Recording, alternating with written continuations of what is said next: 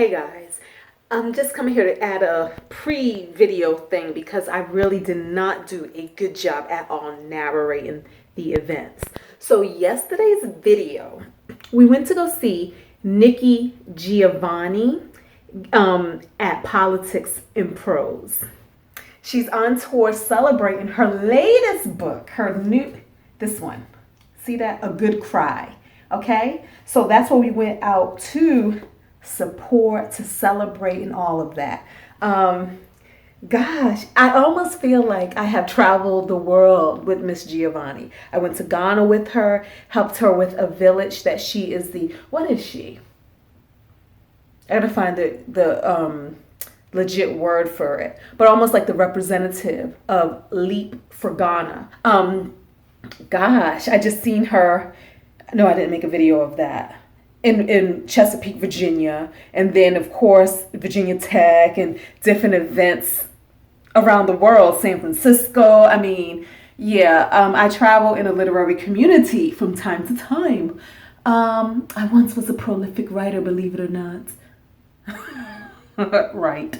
Okay, so anyways, while there, like anything, we really try to take moments and turn them into celebrations. So yesterday was November 7th, Election Day. Thank you for all y'all who went out and voted.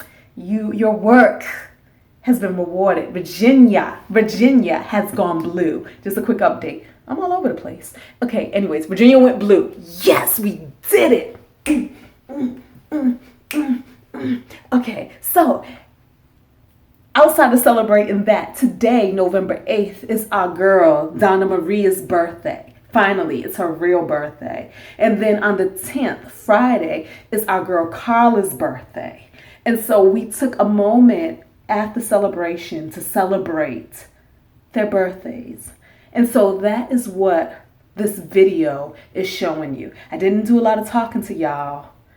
I don't know why. Probably because it was a nighttime event, and it's always hard to record during the night because it's just dark, and y'all know I'm recording on my cell phone. My cell phone ain't built for all that when I'm holding it using the front camera and not the back camera. The front camera doesn't have a light to put on while you're recording. So that's probably why. And should I share this with y'all? Why not? All right, let me tell y'all else what happened. While driving there, I rode there with Carla. We went in from work. And this was a DC event. With the traffic and the rain yesterday, it took us 2 hours to go 11 miles, y'all. I had to pee. Oh my God, I had to go so bad. And there was nowhere to pull over. So by the time we got there, she dropped me off at the door. And y'all know how it is when y'all get closer and closer to the bathroom. It's like the stronger you have to go, like you just know. So needless to say, at the end of the day, long story short, I end up having to leave my panties behind in the bathroom trash can. So sad. So yeah, there was a lot going on while I couldn't focus on recording or anything. So anyways, this 4-minute video right here, I may cut all that out. It's going to go before the video. And so, hope you enjoy the video.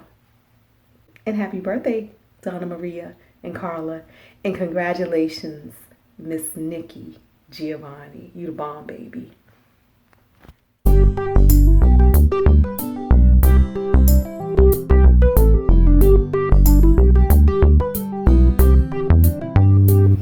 A Good Cry looks back on her life, recalling the grandparents who took her in, her parents' violent marriage, as well as her takes on education and on how Black Lives Matter, but not as a hashtag. Please join me now in welcoming Nikki Giovanni to Politics today.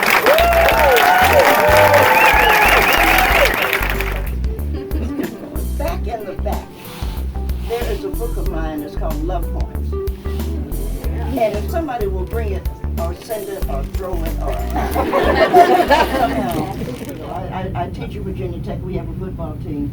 I like football. And when I watch the young men, I watch Colin and then we watch the others, and they're taking a knee. Now, as a woman, and we have a lot of women in this room, because we have some men too, but as a woman, As a woman, we know that when a man gets on his knee, it's an act of love. Mm-hmm. With the possible exception of Hollywood. It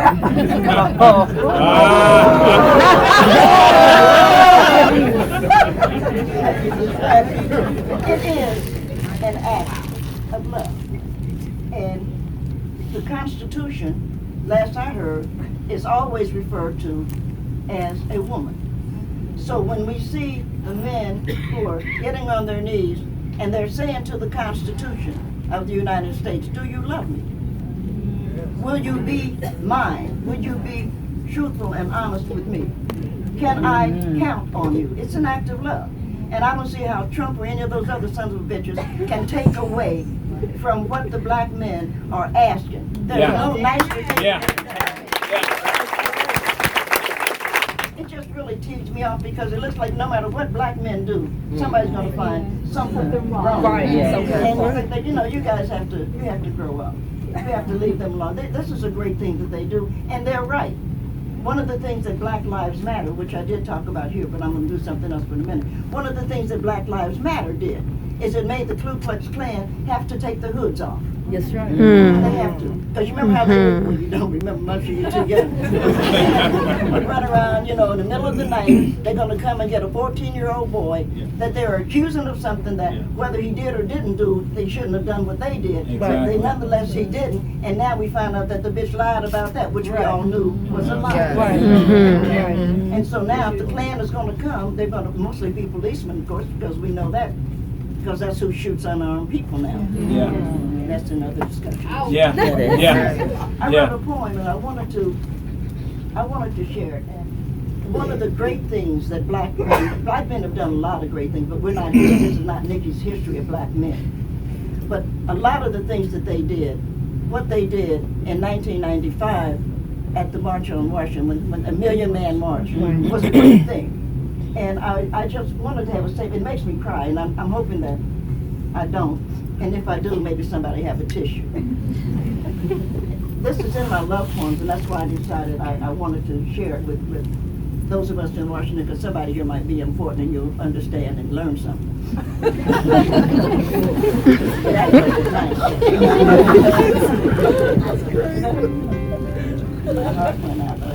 And yeah, this is a love poem. October 16th, 1995.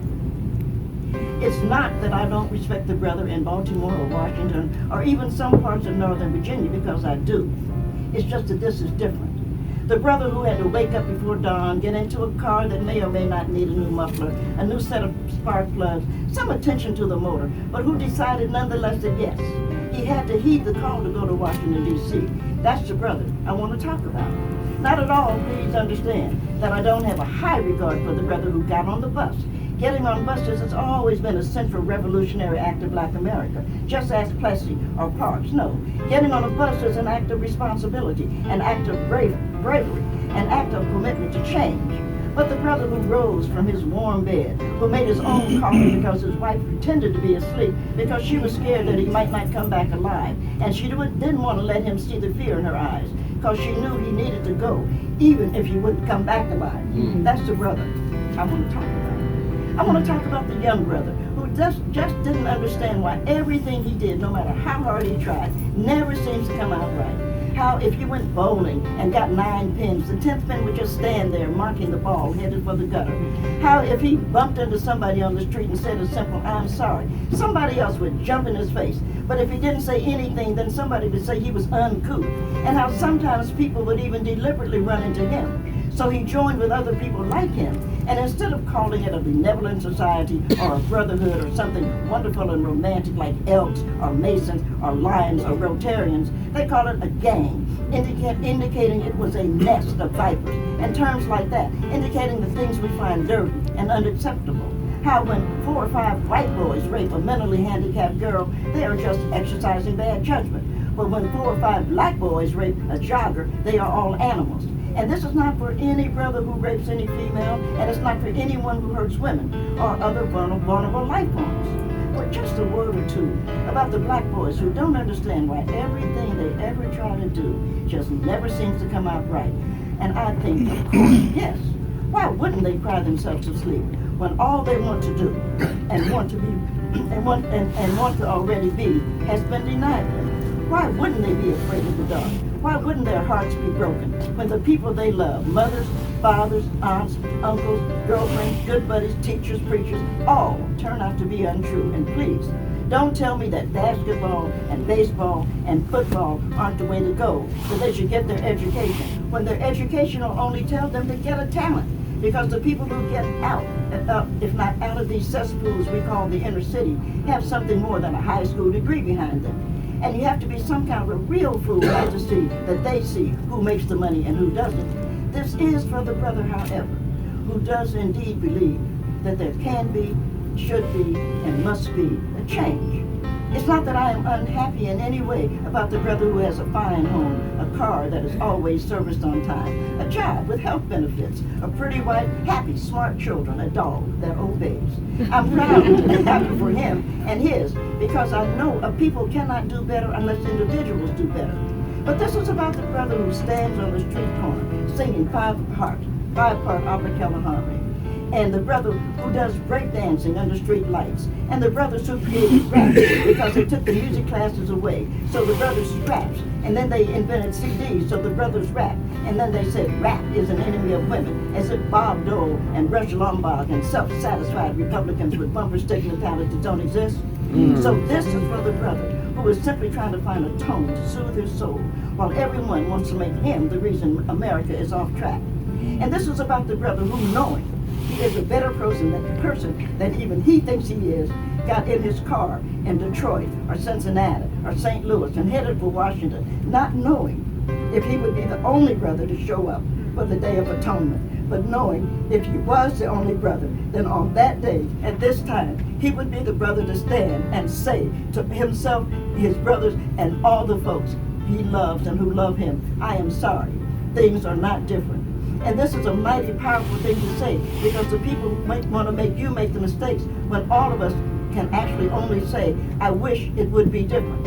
But this is for the brother who was willing to be the only brother, so that if there would be laughter as he stood alone on the mall, he still said, I will stand. Because today it doesn't matter if I'm alone. I need to stand and testify. And yeah, this is a love poem for that brother who decided for this one point in time, I will be my better self.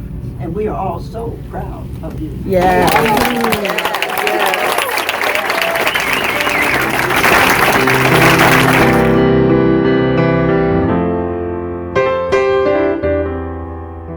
All right, guys, I haven't even said anything to y'all, but we are here at Politics and Pros to celebrate Nikki Giovanni, and of course, all my girls are here. Y'all seen that. So that's what we are doing right now. And look at the line. Standing room only. An awesome event. So we're probably going to be last to get our books signed. We're family. You know I got to talk to the camera. Absolutely. I got to talk to the camera. Who is this? Happy birthday. Happy birthday. Tomorrow. Tomorrow. Yes. So that is what's going down. I'm actually opening a birthday gift. Oh, and she's opening a birthday gift. Let's watch.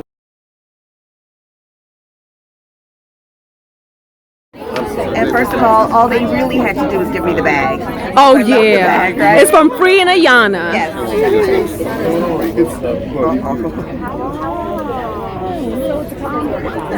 Oh, yeah. It's for emancipation circles. So it's not but it really wraps it up as far as how. Oh, and one more thing. Know this, Querin drove all the way from Richmond to attend the event and celebrate Donna Maria and Carla for their birthdays. And then she drove all the way back after I let her take a nap at my house. That's gangster right there. That is gangster. Back to the video.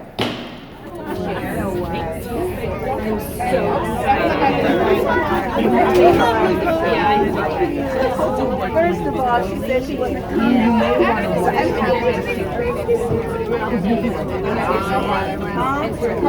So D. Marie, that's from me and Querin.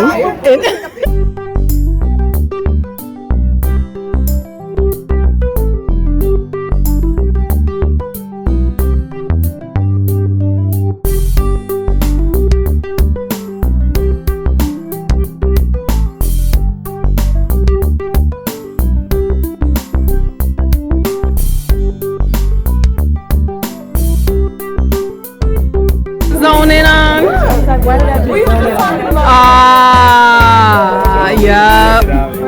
Yep.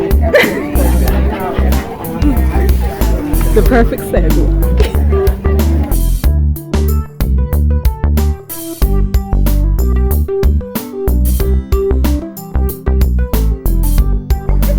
Hello, everybody. Friday is also Carla's birthday. So we have these birthday cards.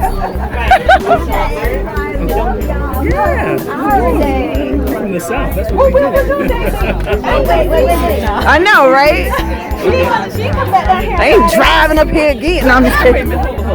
She is. I would. You're so worth it. You're so worth it. I don't need a certain number of friends. I just need a number of friends I can be certain of. You had to frame that. Let me see. Turn it around. Turn it around. Oh, fix the wing. Fix the little antennae. Beautiful. Beautiful. Black butterfly. But the thing about it is the card goes with the gift. Okay, hold on. All right, so yeah, I think you should. Should I read that one? So you need your glasses? I'm not even sure. All right, so here we go. So there I was. So there I was in Moreno, that's in Italy, home of blown glass. So of course it would seem that this one fluttered out to me and practically called my name. And you became the black butterfly, our black butterfly, long after I made this purchase. A reminder in glass of the things I held precious in Venice, now in you too. It is an amazing experience watching you soar, with wings so precious, marvelous, and seemingly delicate. Oh, but the exercise that a butterfly's wings endure to work up the strength it needs to carry across the sky. You taught me that, remember? Oh. And remember that we are your tribe, your very fierce flock who support your entire journey. We are iron sharpening iron. We are mirrors reflecting all that is great back at one another. And we are your dream catchers. And what a pleasure it has been witnessing and catching those dreams with you. Okay. Oh. Carla, I love us. I love y'all. Hey. Now open the holding the camera. So this is from Querin and I. For me. And you remember that bag? Recycle, baby. Recycle. Exactly. I'm not dumping anything. Okay. You said recycle, that's what we do, right? Yeah. Her party.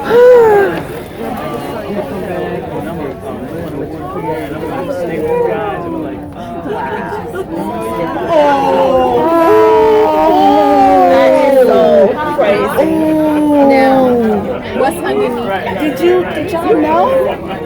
No, I bought No. Y'all know, like, isn't that something? I just want to cry. But you knew on Saturday. Like, okay. It's from Querin and I. Oh my God. This is because it's not just for you, it's because Stop playing. No, please don't. You cannot do that. You cannot do that. Stop.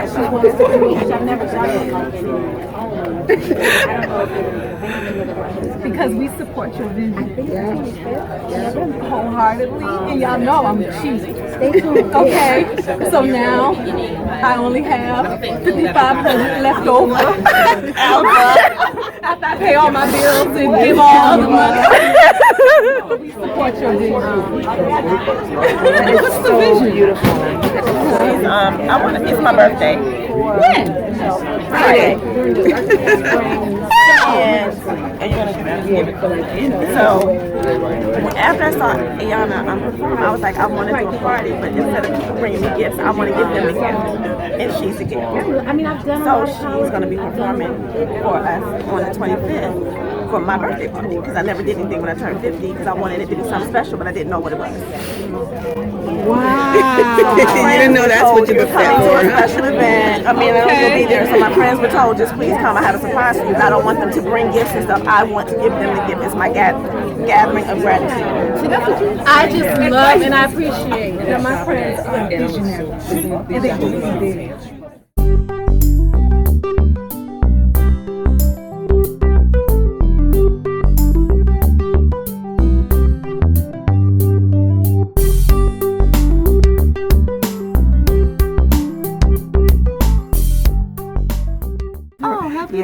Thank you. Good. Thank you.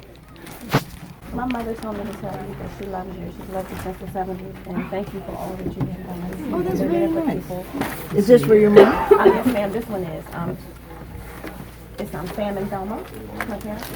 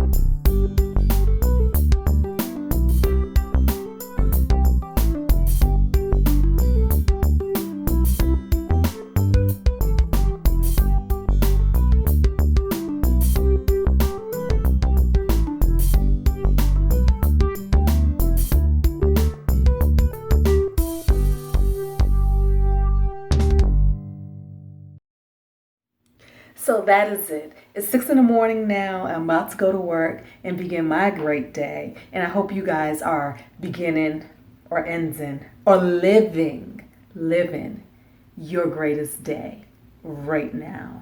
Thank you all for watching.